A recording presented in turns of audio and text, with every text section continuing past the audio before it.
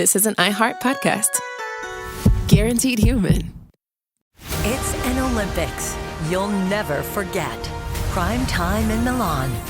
The moments. Chloe Kim with the gold medal flex. The stars. Ilya Malinin. Out of this world.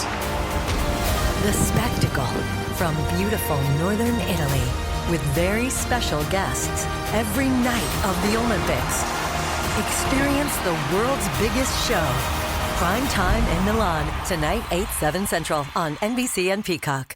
The big game commercials are basically must-see TV. This year, Elf Cosmetics went all out with an absurdly funny telenovela called Melissa. It stars Melissa McCarthy, Nicholas Gonzalez, Itati Cantoral, and Elf Glow Reviver Lip Oil. The Elf Glow Reviver Lip Oil is an ultra-glossy tinted lip oil that nourishes, hydrates, and enhances your lips' natural color. Watch the full episode of their new Elf novela on soyunbaño.com. Ever wonder why so many people regain weight after stopping a GLP-1? Up to 40% of the weight lost can come from lean muscle. This weakens the body, slows metabolism, and makes it easier to put the pounds back on, creating a cycle of dependency.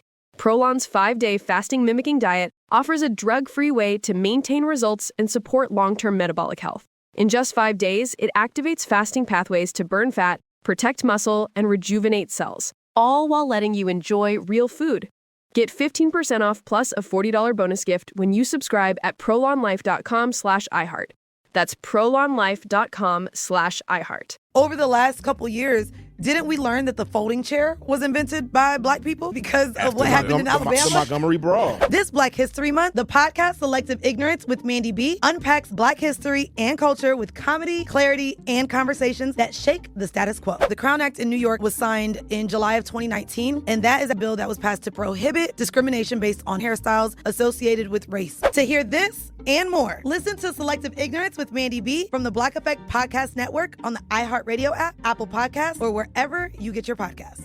1969. Malcolm and Martin are gone. America is in crisis. And at Morehouse College, the students make their move. These students, including a young Samuel L. Jackson, locked up the members of the Board of Trustees, including Martin Luther King Sr. It's the true story of protest and rebellion in Black American history that you'll never forget. I'm Hans Charles. I'm Menelik Lumumba. Listen to The A Building on the iHeartRadio app, Apple Podcasts, or wherever you get your podcasts. The Middle is supported by Journalism Funding Partners, a nonprofit organization striving to increase the sustainability of local journalism by building connections between donors and news organizations. More information on how you can support The Middle at listentothemiddle.com.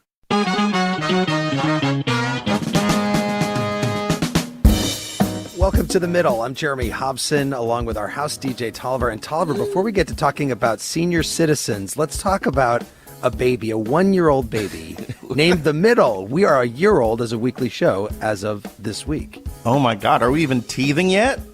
Are we? Actually, first steps? I went and looked online to see what 1-year-olds do exactly, and they can say mama, dada, lots of things.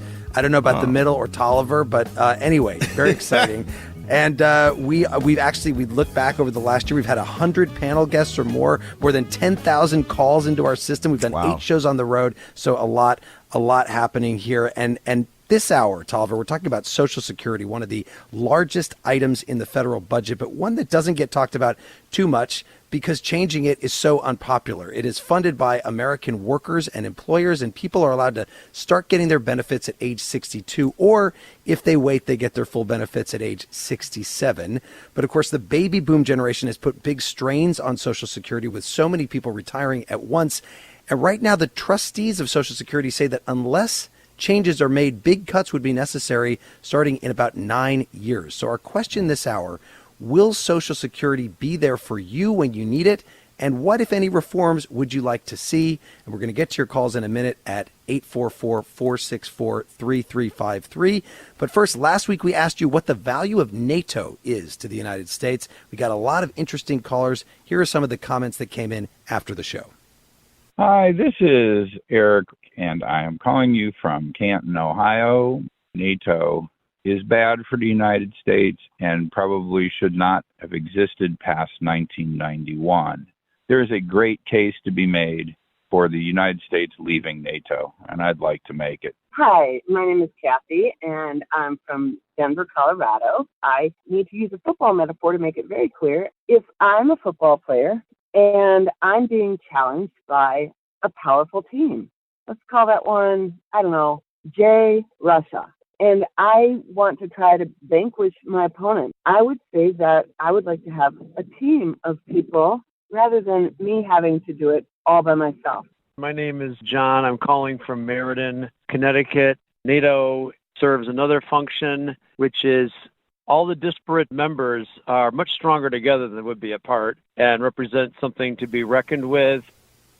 Well, thanks to everyone who called in. And you can hear that entire episode on our podcast in partnership with iHeart Podcasts on the iHeart app or wherever you listen to podcasts. So now to our topic this hour. Will Social Security be there for you when you need it? And what, if any, reforms would you like to see? Tolliver, how can listeners reach us? They can call us at 8444-MIDDLE. That's 844-464-3353. Or write to us at listentothemiddle.com. So let's meet our panel. Economist Julia Coronado is the president and founder of MacroPolicy Perspectives. She also teaches finance at the University of Texas, Austin. Julia, great to have you on The Middle. It's my pleasure, Jeremy. And also joining us is CNBC senior economics reporter Steve Liesman, perhaps the first person in America to know what the Fed is going to do every time they meet. Steve, great to have you with us as well. Great to be here, Jeremy. Thanks for having me. Well, before we get to the phones, let's start with the importance of this program. Julia Coronado, experts say that without it, 22 million adults would fall below the poverty line. So especially for our younger listeners, for whom Social Security may be a term that they hear but don't exactly know what it is, why do we need Social Security? Okay, so I will be the bearer of some good news, Jeremy. Yeah. So first of all, Social Security should not be thought of as government spending or a government spending program. It is a social insurance program. We take money out of young people's paychecks to provide a steady, guaranteed payment to older people in their retirement years. So it is a transfer from one group of households to another. It is not the government spending money. It is you spending money. You get to choose what to do with that money. That's number one. Number two is, it really is pretty easy to fix Social Security. Right now, the scheduled taxes will pay more than 3/4 of all benefits. So if we were forced to balance the program today, yes, there would be some cuts, but most of the benefits are already slated to be paid for. So the changes we need to make to the program to balance it are not that huge. And we can get into the specifics if you are interested. But I think there's a couple of very simple reforms that would put it right in balance, and they would protect the people that rely on it the most. Well, so if it is so simple to fix it, Steve Liesman, why is it such a third rail in American politics that nobody really wants to make the hard choices and make the tough changes to Social Security to keep it solvent in the long term? It's politics. Julia's right. The economists could fix it overnight. You put three of them in a room and they could come up with a variety of revenue, benefit, and eligibility rules, and you could put it on a pretty good, safe course for many decades. But it's politics and the way it's demagogues. And I just want to say one thing that's important, I think, to your viewership is that the wrong people in the public are engaged in this debate. The people who care a lot about Social Security are the people who are receiving it right now, and they are politically in almost no danger at all of having their benefits cut or their eligibility. It's the young folks that are going to get this or that are going to be affected by any changes to Social Security. And most of the polling that I've seen shows they're almost not involved in the issue at all. So if you're young and listening to this program, other than the fact that it helps Jeremy's demographics when it comes to the listenership, get engaged in this issue because it's important. I've got news for you, Steve. Every show that we have, and Tolliver will vouch for this, there are people under 25 that call in, sometimes under 20 that call in, and I'm putting a call out to you right now. If you are 20 and under, 30 and under, I want to hear from you this hour. But why don't we get to a caller on the line here? Kate is in Fort Collins, Colorado. Kate, welcome to the middle. Go ahead. Your thoughts on Social Security.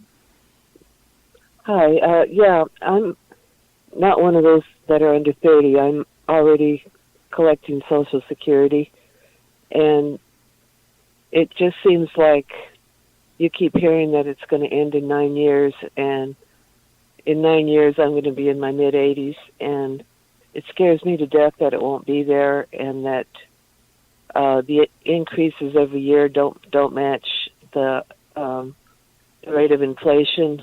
It seems like my husband and I have to cut back more and more every year because the jump in our yearly benefits is just a few dollars, and what would you like to be done to it, Kate? What do you think would be a reform that would help keep it solvent in the long term for you and others?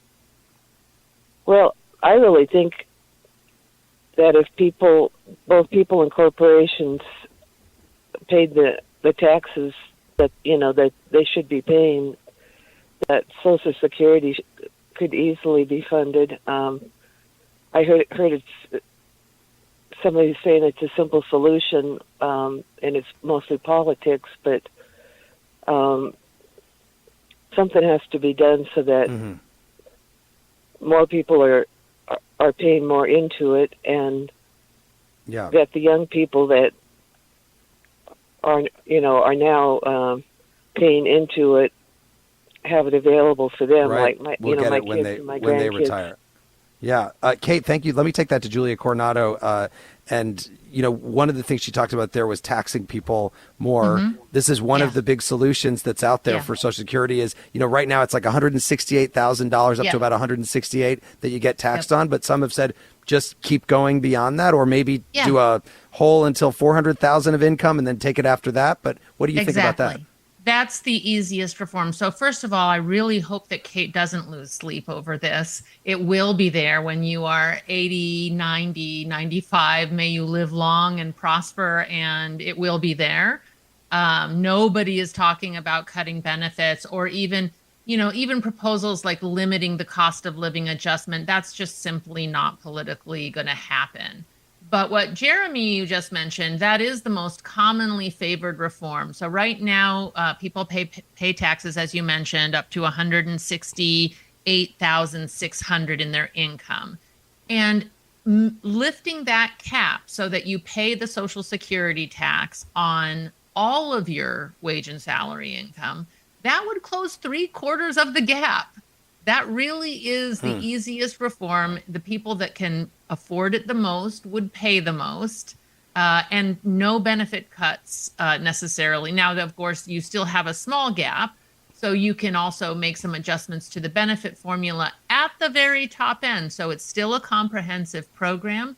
Middle and lower income people still get their fully scheduled benefits, their fully scheduled cost of living adjustments, but higher income people pay a little more and get a little bit of a benefit reduction. But Steve Liesman, just briefly, if you do something like that, doesn't it turn it from the system that Julia was talking about, where everybody pays in, everybody takes out, into more of a system where the rich are giving more money and then people who are less wealthy are the ones taking it? It becomes a different kind of a system.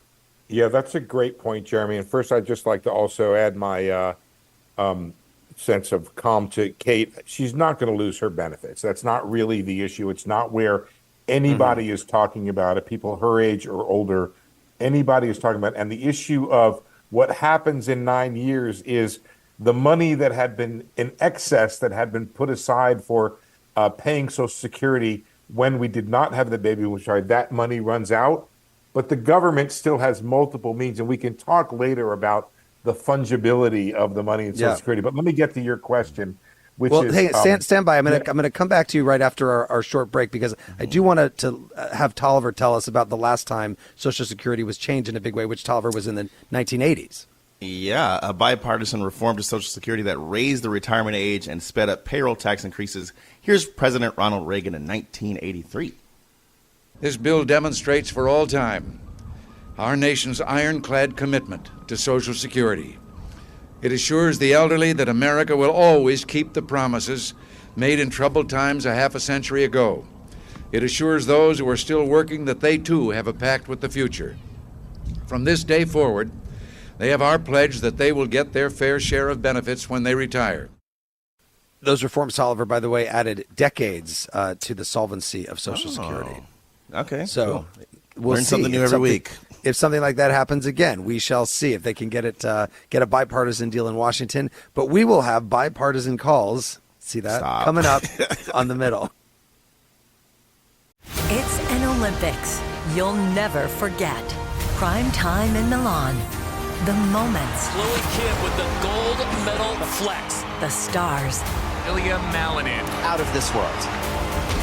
The spectacle from beautiful northern Italy with very special guests every night of the Olympics. Experience the world's biggest show. Prime time in Milan, tonight 8/7 Central on NBC and Peacock. Welcome to the A Building. I'm Hans Charles. I'm Menelik Lumumba. It's 1969. Malcolm X and Martin Luther King Jr. had both been assassinated, and Black America was at a breaking point. Rioting and protests broke out on an unprecedented scale. In Atlanta, Georgia, at Martin's alma mater, Morehouse College, the students had their own protest. It featured two prominent figures in Black history, Martin Luther King Sr. and a young student, Samuel L. Jackson. To be in what we really thought was a revolution. I mean, people were dying. 1968, the murder of Dr. King, which traumatized everyone. The FBI had a role in the murder of a Black Panther leader in Chicago. This story is about protest. It echoes in today's world far more than it should, and it will blow your mind. Listen to the A Building on the iHeartRadio app, Apple Podcasts, or wherever you get your podcasts. This is Ryder Strong, and I have a new podcast called The Red Weather. It was many and many a year ago in a kingdom by the sea. In 1995, my neighbor, Anna Trainer, disappeared from a commune. It was hard to wrap your head around. It was nature and trees and praying and drugs. So no, I am not your guru. And back then, I lied to my parents, I lied to police, I lied to everybody. There were years, Ryder, where I could not say your name. I've decided to go back to my hometown in Northern California, interview my friends, family, talk to police, journalists, whomever I can, to try to find out what actually happened. Isn't it a little bit weird that they obsess over hippies in the woods and not the obvious boyfriend? They have had this case for 30 years. I'll teach you sons of bitch, come around here with my wife.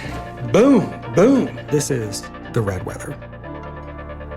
Listen to The Red Weather on the iHeartRadio app, Apple Podcasts, or wherever you get your podcasts.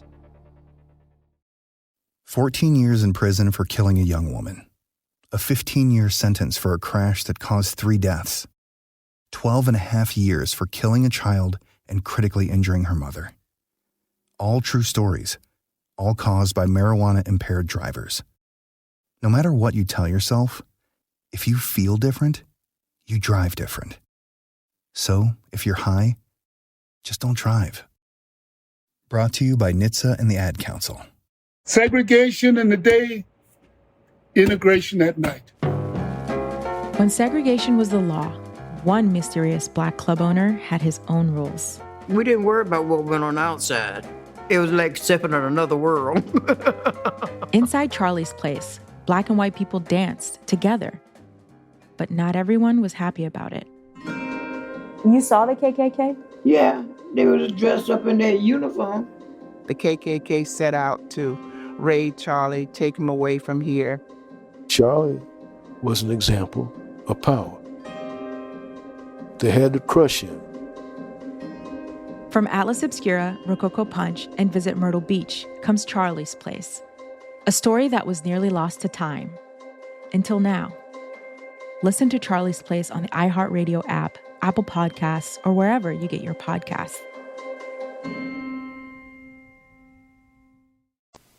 This is The Middle. I'm Jeremy Hobson. If you're just tuning in, The Middle is a national call-in show. We're focused on elevating voices from the middle, geographically, politically, and philosophically, or maybe you just want to meet in the middle.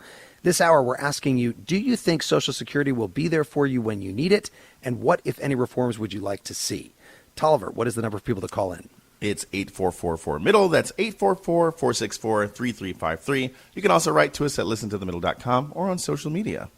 I'm joined by economist Julia Coronado and CNBC senior economics reporter Steve Liesman. And before we get back to the phone, Steve Liesman, your point about Social Security not as a welfare program where the rich are giving to the poor, but as something that everybody pays into, everybody takes out of.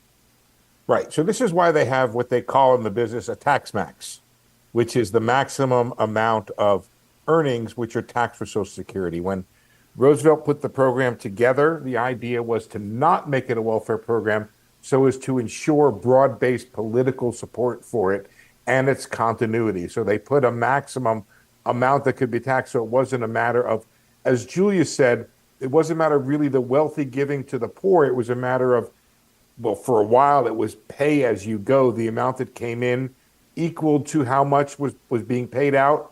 And then actually there was a surplus for a long time as the baby boomers came through. And just a little bit of trivia, that tax max that Julia talked about before at $168,000 was $3,000 in 1940 when the program started.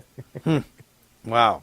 Well, we're going to talk later about the difference in life expectancy between 1935 and now, too. But let's get back to the phones. Yeah. And Gary, who is near Houston, Texas. Gary, welcome to The Middle. Go ahead.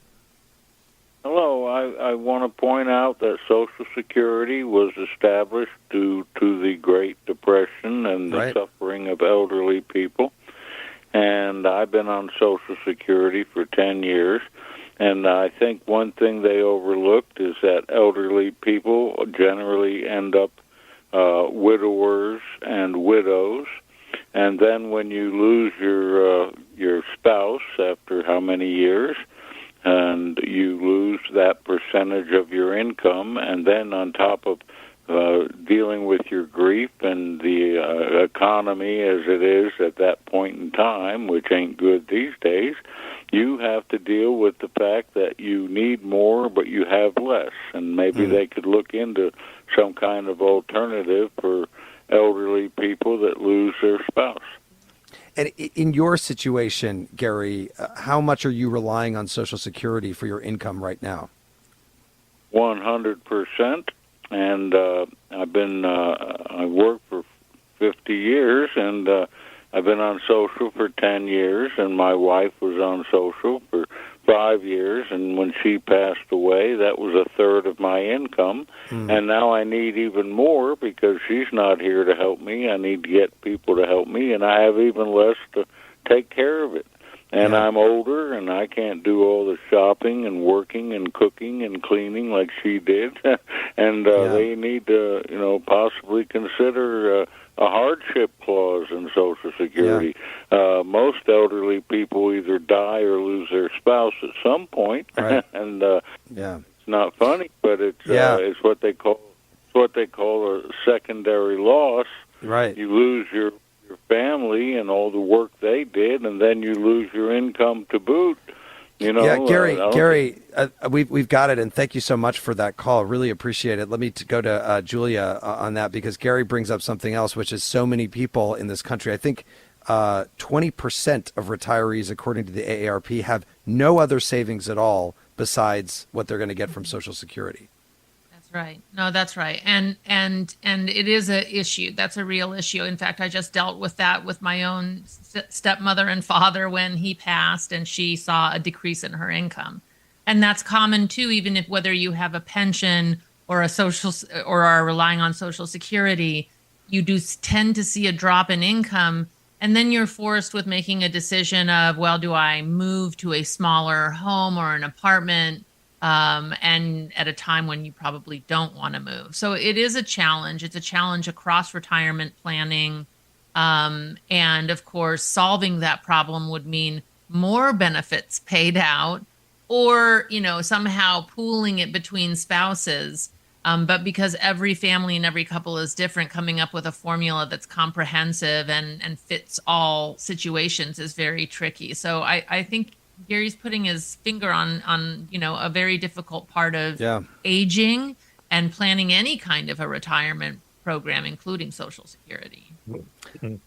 There are those, Jeremy, who say that the character of a society is how it takes care of its most vulnerable, and that's the caller Gary is right. I am interested. I don't know if he's there anymore. If he ever had a 401k or a pension at the place where he worked for 50 years, and one of the things that's happened is these defined benefit programs have gone away, and that was a major pillar of people's retirement. And in the absence of those, that's one of the reasons why so many more people are relying upon Social Security right now. And so I think the caller makes a great point. Yeah. Let's go to Peter, who's in Chicago. Peter, welcome to the middle. Do you think Social Security will be there for you when you need it? Hi. Yeah. Well, I certainly hope so. I'm just over 50, and I've always assumed that it would be there. I mean, I have been doing planning on my own, but as you said, pensions don't exist anymore. My parents are both educators; they had pensions, but I don't really know, how to fix it. But there's one thing that has always bothered me in the discussions around Social Security is when people refer to it as an entitlement program, because to me that has this ring of that the people who are receiving it think that they're entitled to something. Well, they actually are entitled to it because they have paid. We've paid into this program our whole lives, and so that sort of makes it, it gives it this false idea that this is some sort of handout or a gift or something like that, and it's a contract. Well, how would you fix it, Peter? How would I fix Social Security? Yeah, what would you change anything about it? Yeah. I think. I think that we need to. I do appreciate that you're having in other conversations about this that you are getting people who are in their 20s who are calling in and who are aware of this, and because I think we need to change the national conversation around this, and also, I mean, it's a big cultural shift that needs to happen for this to come to a different place. Yeah. For everyone. Great, Peter, thank you very much for that. And you know what? I said we were going to get younger calls, and now not just Peter in his early 50s, but let's go to somebody in their 30s. That's pretty young. Christian is in Denver. Christian, welcome to the middle. Go ahead. Hey, thank you so much. So you're 30, I hear. Yes, sir.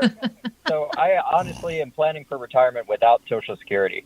And the reason, and my girlfriend is as well, and the reason being is that the industrial world is undergoing quite the demographic collapse. I mean, look at Japan, look at China, look at Germany, look at Italy, and their tax base for people in their 20s and younger, the primary tax source for entitlement programs like Social Security, it's drying up.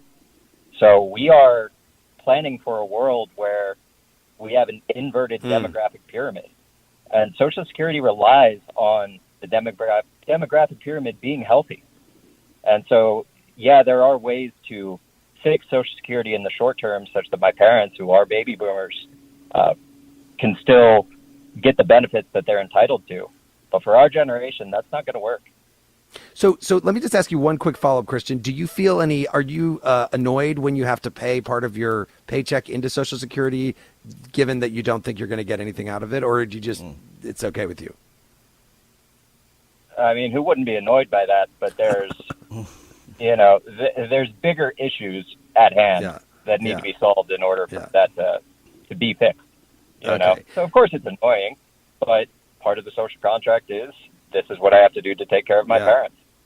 Mm-hmm. Christian, thank you very much. Steve Liesman, what do you think about Christian's views there? I'm sure he's not the only one in this country who's that age and doesn't think they're going to get anything out of Social Security. Well, I think he's smart from a couple different standpoints. I think there will be some reduction in benefits for younger people when they put this thing back, try to make it solvent again. I think the age at which you're entitled to get full Social Security benefits will probably rise. When Julia talked earlier about the ease with which it's solved on both sides of the equation. It's solved on the benefit side and it's solved on the tax side. And that's probably, if there ever is when they do come to a solution, and they will, because when it reaches some kind of crisis point, they'll come to it. But what I try to tell young people is to save as much as possible right now, live below your means. You hear what I'm saying about that, Tolliver, right there? That's what you want to do. Too late. And here's the deal, which is that old Tolliver will thank young Tolliver for doing things like maxing out your 401k, for whatever the company is providing you, any ability you have to put money away. My guess is that it sounded, I'm guessing Kristen has the ability to do that. Yeah. Not everybody does. Many Americans live paycheck to paycheck. To the extent you can, saving money for the future is a very easier road to financial freedom and not being at the whims of how the government's going to fix Social Security. Julia Coronado, your thoughts on that? And let me just ask also, based on what Steve was just saying there, do you think that the government should be spending more attention on getting people to save in addition to what they might get from Social Security, because so many people don't feel like they have enough when they retire? I would say, for sure. And the government does provide a lot of tax incentives for things like 401k programs. But let me just say a couple of things here. One is I don't like the idea of increasing the retirement age. And here's why. So that was one of the reforms in 1983 that helped, stabilize the program, was raising the normal retirement age from 65 to 67. But I actually did a lot of research on Social Security and the redistribution within the program over your lifetime when I was in graduate school as part of my thesis. And one of the ways that, we've got this very progressive tax and benefit structure in the program, but one of the things that undoes the progressivity of the program is that high income people tend to live longer. So they draw benefits longer. Whereas working class people that are working in manual labor jobs, they tend to have shorter life expectancies. So the more we raise the retirement age, the harder it is on people. The other thing, and I know Steve is sympathetic to this because Steve and I have been through a few cycles, a few crises, if you will, in the macro economy. And when an older worker loses their jobs, they're the last person to get hired.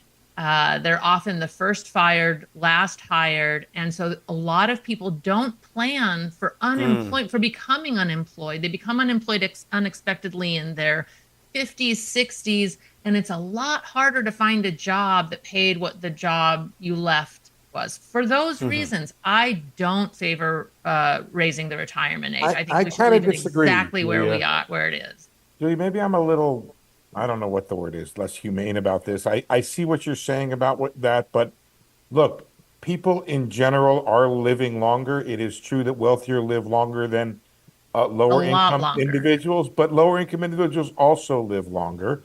And remember what we're talking about. We're talking about access to, you use another acronym, the FRA, the full retirement age. It's not as if you cannot get benefits if you retire earlier, but the idea that you could get, and plus, Julia, when I talk about the politics of this, I just simply do not see it being solved if the Republicans are going to agree to something on the tax side, which they have to do, then the Dems have to agree to something on the benefit side. If you saw what happened today, there's been some hearings about a bill in Congress, and the CBO came out with a report, and the Democrats demagogued it, and the Republicans have this idea about raising the FRA to 69. It could be 68, whatever it is, but I just think if you're going to be realistic, and this, by the way, applies to solving the deficit problem, you're going to have some decline in spending along with some increase in revenue. all of that's true. I'm getting the wrap. Well, I'll just we because we have a full roster of calls right now. Let me sneak one more in here. And Edie, who is in Columbia, South Carolina. Edie, welcome to The Middle. What do you think about Social Security? Well, thank you so much for taking my call. Honestly, I feel like this is deja vu all over again because we had this discussion in the late 90s. There were tons of hearings all over Capitol Hill and all over the country on how to reform Social Security. First, I would like to say to Gary, I just watched my father go through the same thing he's going through, and my heart goes out to him. One thing that hasn't been mentioned yet is the surplus that we've talked about, the 2% that was that was accumulated on Social Security called the trust fund. Everyone feels like that's going to be there and giving Social Security a few extra years, but in truth, that trust fund was actually used as a loan to fund other government programs. So, I mean, it's just taxing all over again. And, I feel like the Reagan and Tip O'Neill reforms weren't really reforms. They were simply tweaking around the edges. Real reform could come, even though difficult, could come from something like, for young people, making part of this a personal retirement account so that they could accumulate wealth over the time of their lifetime, have an account that they could then own and pass on to their children, and therefore, actually, have generational wealth that would, dramatically reduce poverty in the country. Let me ask Julia Coronado about that. Julia, it sounds a little like privatization of some of Social Security, but what do you think about that idea? Well, we did explore that in the 90s. There was a few proposals. One was to invest the Social Security Trust Fund in the stock market instead of government bonds. That was problematic because, of course, who makes those decisions, and and is there room for how do you decide to invest? Who controls those investments was an issue. The other proposal was individual accounts within Social Security. And I actually went on a journey myself as an economist looking into this policy. I thought that was a great idea, again, for the reasons outlined, that, building individual wealth, having more ownership. But the details of it, the administrative costs of individual accounts are astronomical. Yeah. Well, Tolliver, as we've been mentioning, Social Security started in the wake of the Great Depression. Yeah, the Social Security Act was signed into law by President Franklin Delano Roosevelt in 1935. Here's FDR himself. Because it has become increasingly difficult for individuals to build their own security single-handed, government must now step in and help them lay the foundation stones, just as government in the past has helped lay the foundation of business and industry. We must face the fact that in this country we have a rich man's security and a poor man's security, and that the government owes equal obligations to both. Government. I got to watch so many FDR videos to get ready for that clip, and he was real. I mean, he got really energized and excited in some of them, but that accent is really quite something. You're going to be talking like him. Maybe people will think that that's how we talk, 80 years from now. We'll be right back with more of The Middle. It's an Olympics you'll never forget. Prime time in Milan. The moments. Chloe Kim with the gold medal flex. The stars. Ilya Malinin. Out of this world. The spectacle from beautiful northern Italy with very special guests every night of the Olympics. Experience the world's biggest show. Prime time in Milan, tonight 8/7 Central on NBC and Peacock. Welcome to the A Building. I'm Hans Charles. I'm Menelik Lumumba. It's 1969. Malcolm X and Martin Luther King Jr. had both been assassinated, and Black America was at a breaking point. Rioting and protests broke out on an unprecedented scale. In Atlanta, Georgia, at Martin's alma mater, Morehouse College, the students had their own protest. It featured two prominent figures in Black history, Martin Luther King Sr. and a young student, Samuel L. Jackson. to be in what we really thought was a revolution. I mean, people were dying. 1968, the murder of Dr. King, which traumatized everyone. The FBI had a role in the murder of a Black Panther leader in Chicago. This story is about protest. It echoes in today's world far more than it should, and it will blow your mind. Listen to The A Building on the iHeartRadio app, Apple Podcasts, or wherever you get your podcasts. This is Ryder Strong, and I have a new podcast called The Red Weather. It was many and many a year ago in a kingdom by the sea. In 1995, my neighbor, Anna Trainer, disappeared from a commune. It was hard to wrap your head around. It was nature and trees and praying and drugs. So no, I am not your guru. And back then, I lied to my parents, I lied to police, I lied to everybody. There were years, Ryder, where I could not say your name. I've decided to go back to my hometown in Northern California, interview my friends, family, talk to police, journalists, whomever I can, to try to find out what actually happened. Isn't it a little bit weird that they obsess over hippies in the woods and not the obvious boyfriend? They have had this case for 30 years. I'll teach you sons of to come around here and my wife. Boom, boom. This is The Red Weather. Listen to The Red Weather on the iHeartRadio app, Apple Podcasts, or wherever you get your podcasts. I actually drop better when I'm high. It heightens my senses, calms me down. If anything, I'm more careful. Honestly, it just helps me focus. That's probably what the driver who killed a 4-year-old told himself. And now he's in prison. You see, no matter what you tell yourself, if you feel different, you drive different. So if you're high, just don't drive. Brought to you by NHTSA and the Ad Council. Segregation in the day, integration at night. When segregation was the law, one mysterious Black club owner had his own rules. We didn't worry about what went on outside. It was like stepping in another world. Inside Charlie's place, Black and white people danced together. But not everyone was happy about it. You saw the KKK? Yeah, they was dressed up in their uniform. The KKK set out to raid Charlie, take him away from here. Charlie was an example of power. They had to crush him. From Atlas Obscura, Rococo Punch, and Visit Myrtle Beach comes Charlie's Place, a story that was nearly lost to time. Until now. Listen to Charlie's Place on the iHeartRadio app, Apple Podcasts, or wherever you get your podcasts.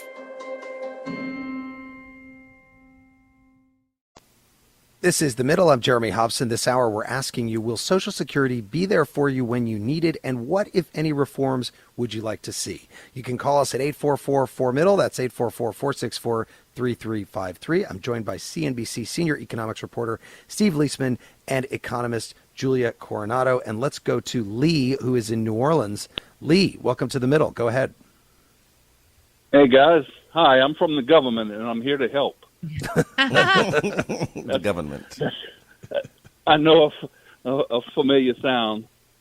I have a couple of questions. Forgive me if I don't get the facts exact, but didn't we transfer the bulk of the money at some year, 100 years back, 50 years back, whatever it was, to the general fund? Like there was a pile of money and they just switched it over to the general fund. Diluting the amount of money that would still be there had it been left in its own original stage. Steve Liesman, well, hang on, Lee, stay there, Lee. But Steve Liesman, why don't you answer that question? Lee, you remember Al Gore talking about the lockbox? The lockbox, right? There is no lockbox. There never was a lockbox. It's all just government money. It's just this. What do you want to say? This precept, this vague notion that the money that comes in, just like the highway money for the gas tax, is supposed to go to roads. It doesn't always go to roads. Or the notion that Social Security, it doesn't work that way. We had a big excess in Social Security tax payments or revenue, and that funded the government for a while. It just reduced the amount of funding the government had to do. So there's this I don't well, know. okay, so moral point made. The yeah. The Social Security should be fairly solvent, and it's a political hot potato they toss around every year. But I have a brother who's a Social Security judge, and he told me some of the most ridiculous things, wasteful spending on Social Security's part of Social Security disability. People that work, they're 50 years old, come into his court and say, "Oh, I can't get a job. I need help." And he looks back and goes, "Mr. So-and-so, Mr. John Doe, you've never had a job, but we're paying these guys $1,000 a month for the rest of their life. They've never put a penny into it." He said it's fraught with fraud. It's fraught with wasteful spending. It's ridiculous. It's a typical bureaucratic debacle, and the dichotomy is I'm an old fossil now. I've been putting in since I had a paper route. And am I going to get it when I'm just a few years down the line? I'm sure it's still going to be there, but this whole dichotomy of the inverted pyramid, where not as many youngsters are putting in now. I mean, Lee, let me take that to our guests, and I will say that the only reason I let you ask two questions is because I love your accent from New Orleans. It makes me want to go there right away. But Lee, thank you for that call. Let me go to Julia Coronado. Julia, disability is a part of Social Security, just like survivor benefits are a part of Social Security. The main portion, though, of Social Security is for senior citizens, retirees. That's right. No, disability actually, in terms of the overall budget, is quite a tiny share of it. And one of the really interesting things we've seen in the last, I'd say 10 years, is that actually we do see people moving off the disability rolls when the job market is strong. You actually see people, it's more worth it to go and get a job. And so, I'm sure there's people that, maybe don't deserve the benefits, but really that's not the biggest problem that the program faces. Tolliver, I know a lot of comments are coming in online as well. Absolutely.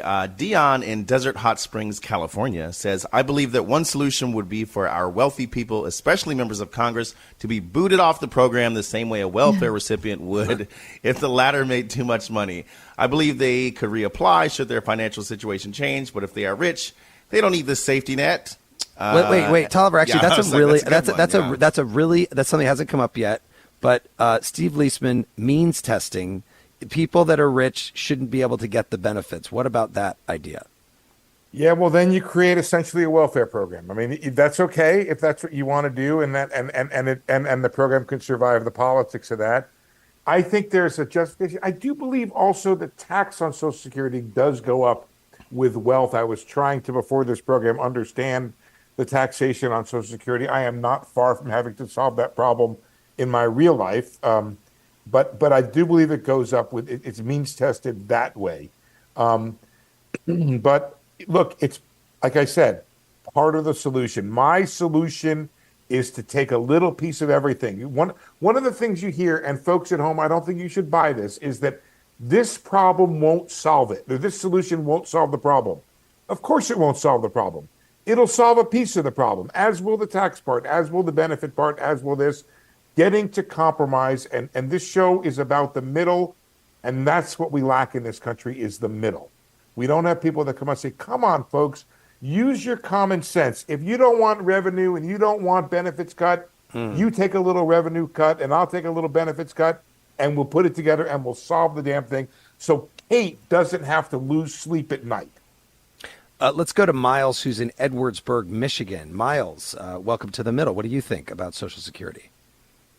Can you hear me? I can hear you. Yeah, go ahead. Okay. Hey, I think they ought to get rid of that 160,000 limit and just tax people. Yeah. Just tax everybody up to a higher level. Yes.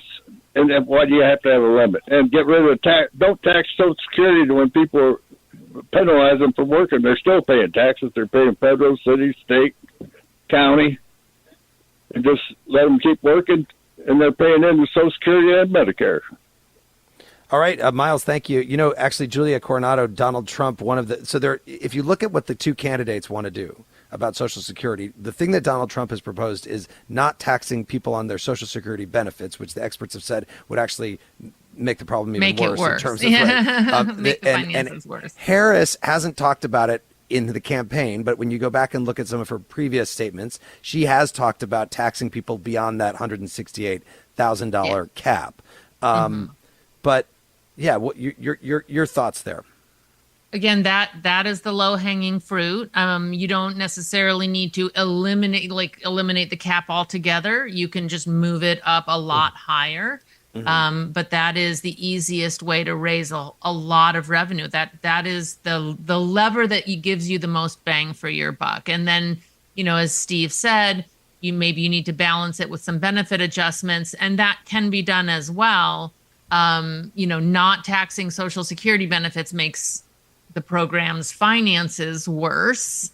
So that would be going the other direction. But in general, if you look at the kind of the middle household, that middle median household down, Social Security has done a phenomenal job protecting people's well-being in a very stable, secure way. And most proposals look to keep that, to maintain that, to not balance the program on the backs of the middle, but to just take a little bit, tax the higher income people a little bit more, and maybe adjust the benefits at that level as well. And again, it can be done while protecting the middle down. Let's go to William in Philadelphia. William, welcome to The Middle. What do you think about Social Security? Well, I bless Social Security as far as I'm concerned, because Social Security is helping me survive. That's the only income I have. Are you worried about it going away? It will never go away. And let me tell you something. This is just my opinion. If anybody in Washington says it's going to go away, you think the January 6th, 2021 riot was something? You don't want that. Let me tell you something. In my opinion, you do not want that. I've never worried about Social Security. I'm 72 years old now. And I never worried about it because of what I just said. You think people would be out in the streets if they made any changes? William, thank you for that call. And Steve Liesman, we can't talk about this in a vacuum. There are a lot of issues that are going on right now. But if part of the issue is people paying into Social Security versus the amount of people who are taking the benefits, what about immigration? Does that fit into this discussion? Yeah, cue the hate mail here, because this is where I'm going to get it. One of the rules of economics is there's no free lunch, but immigration is probably the closest thing to a free lunch for Social Security as we could possibly get. The deal is this. Immigrants come in, they are younger, they work longer, and especially, by the way, undocumented immigrants, they tend to pay into the Social Security system. Sure, some of them work off the books. I'll talk about that a little bit more in a second. But to the extent they're on the books, they pay into the system, and they are not eligible for the benefit of Social Security. Now, there is a great debate about how many undocumented immigrants are paying into the system. What I understand to be the case is that employers tend to be more concerned about not paying taxes for their undocumented immigrants' work than they are hiring an undocumented immigrant, because the penalties are so much more severe for that in terms of back taxes. So there's an argument about that. I think many people might say, well, they're undocumented immigrants, they're not paying taxes. We do not believe that's the case. There have been several studies that they tend to put billions of dollars into the tax system. Yes, there are other costs to that, to the undocumented immigrants, but they also tend to pay taxes and cannot receive the benefits. I don't know if our economist, Julia Coronado, would qualify that as a free lunch, because that would be a violation of economic theory. Julia?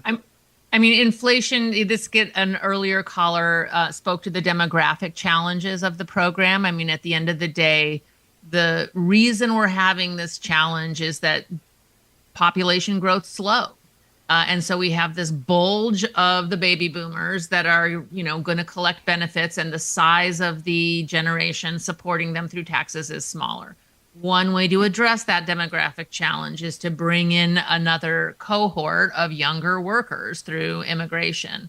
And in fact, we've kind of been doing that recently. We've had pretty strong rebound and recovery in immigration, which has had all kinds of beneficial effects. Again, it's another third rail of politics, but the reality is it's cooled off the labor market and helped bring inflation down. And yes, it means more workers and more tax revenues going into the Social Security system. So it's not a free lunch, because ultimately down the road, they'll be collecting benefits too, but it helps smooth that demographic transition, because we are in a demographic transition. We're not going back to high growth rates globally. This is a global phenomenon. The UN projects we're going to have zero population growth globally by 2050. Right. This is a reality, folks. But immigration can help ease the transition. Yeah. Jeremy, I want to qualify my remarks, though, which is that I also think we need to rely most heavily on legal immigration, and we have reduced that over the years compared with, say, 20 or 30 years ago. Those numbers have actually gone down, and they are, in a sense, a free lunch, in the sense that, as Julia said, they do come in as younger workers. Eventually, they do have to get benefits. Let's get to Carol, who's in Myrtle Beach, South Carolina. Carol, your thoughts? Yes, I have a issue with retiring early at 62 years old. I retired early at 62, and the COVID pandemic was still going on. I was an ICU nurse. I'm no longer an ICU nurse. But at the time, whenever I retired, I went back to work to help them out, because some of those girls were working 8 to 14 days in a row.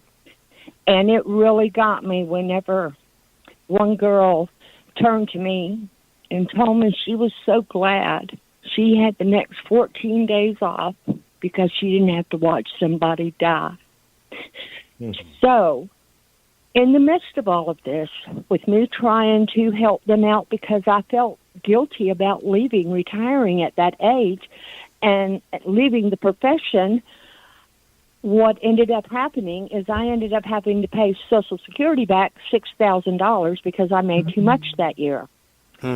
My question is why don't they let people retire at 62? And if they're not able to work, that full amount of time, well, then so be it. Yeah. Don't have a cap on top of it and make them pay back, Yeah, Carol, thank you for that question, and also thank you for helping out in that way and everything you did during the pandemic. The medical professionals, just total heroes in the pandemic. Julia Coronado, your response to Carol. Yeah, no, it's there are ways that we could probably innovate in the Social Security program and allow people to maybe draw partial benefits if they don't need a full income and want to work part-time. There are ideas that we can explore to sort of think about how to facilitate more flexible transitions instead of just going from working to not working at all and getting benefits. There are ideas that can be explored that would help exactly what Carol is talking about. And Steve, your thoughts? Quick comment. First of all, we haven't done enough to honor the medical professions who worked during the pandemic and the unbelievable work they did. One thing we haven't talked about, Jeremy, real quick, is one of the solutions to Social Security is growth. And the more we grow the economy, the more productive we are, the higher our growth rate, the more tax revenue we'll generate, the more people we're going to employ. One of the keys to growing is having the labor force to grow. One of the things to having the labor force grow is making the workplace more accommodating for older folks to stay in the workforce.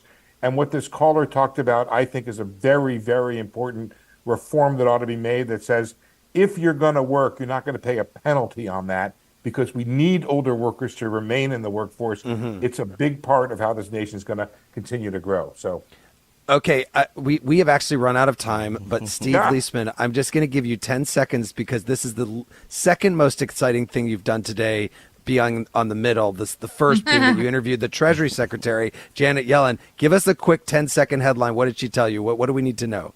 Well, she thinks we're heading towards a soft landing, that she finds inflation under control. She'd like to see the Fed bring down interest rates, and she would like to do more on the deficit, but left me a little bit scratching my head about why she hasn't done more about the deficit while she's been in office. That is CNBC senior economics reporter Steve Liesman, fresh off an interview with the Treasury Secretary, and economist Julia Coronado, president and founder of MacroPolicy Perspectives. Thanks to both of you for joining us. Thank you. Thank you, Jeremy. And thanks to all of our callers this hour. Next week, we've got two shows, Tolliver. We're going to be coming to you with a special edition right after the vice presidential debate on Tuesday to get your reaction. And we're back at our normal time later in the week, welcoming two former governors of Tennessee, Republican Bill Haslam and Democrat Phil Bredesen, asking you what the most important issue to you is with just 1 month to go before the election. Time is flying.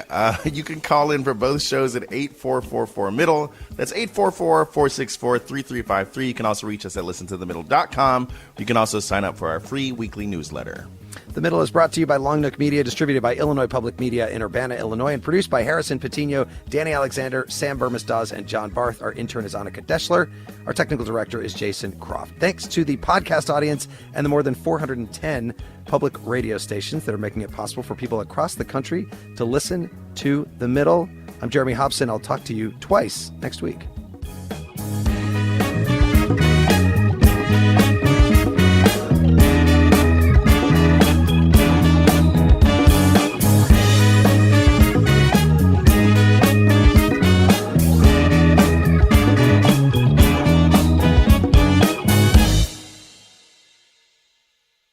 Over the last couple years, didn't we learn that the folding chair was invented by Black people because of what happened in Alabama? The Montgomery Brawl. This Black History Month, the podcast Selective Ignorance with Mandy B unpacks Black history and culture with comedy, clarity, and conversations that shake the status quo. The Crown Act in New York was signed in July of 2019, and that is a bill that was passed to prohibit discrimination based on hairstyles associated with race. To hear this and more, listen to Selective Ignorance with Mandy B from the Black Effect Podcast Network on the iHeartRadio app, Apple Podcasts, or wherever you get your podcasts.